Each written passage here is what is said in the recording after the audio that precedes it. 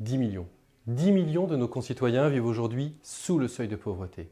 La crise sanitaire est véritablement devenue une crise économique et sociale. 1 million de personnes ont sombré dans la pauvreté, ont perdu leur emploi, ont eu besoin de l'aide alimentaire. La faim a fait son retour en France. La France insoumise avait fait des propositions pour répondre à l'urgence sociale. Gratuité des masques, augmentation des chèques alimentaires et des chèques énergie, suppression de la journée de carence, suspension des loyers, augmentation des minima sociaux comme le RSA et notamment extension nécessaire pour les 18-25 ans. Toutes ces propositions ont été balayées d'un revers de manche par le gouvernement. Mais qu'a-t-il fait ce gouvernement? Rien du tout. Il vient de publier un plan pauvreté qui est jugé par toutes les associations, sans aucune exception, comme indigent, totalement insuffisant. Et pourtant, cette crise sociale, elle a des conséquences, y compris sur la crise sanitaire.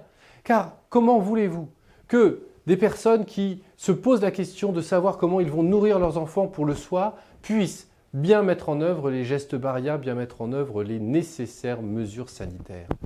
Ils n'auront pas les moyens d'acheter le nombre de masques nécessaires et réutiliseront des masques usagés.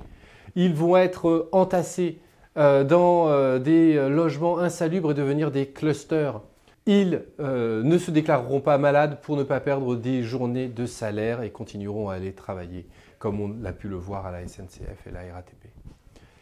Il s'agit donc là de mesures sociales, il s'agit là de mesures sanitaires. Il est impératif que le gouvernement agisse. Il ne peut s'appuyer sur la solidarité des associations ou des militants insoumis qui vont organiser des collectes solidaires. C'est la solidarité nationale, c'est la solidarité sociale qu'il faut mettre en œuvre. C'est à l'État d'être le garant de cela.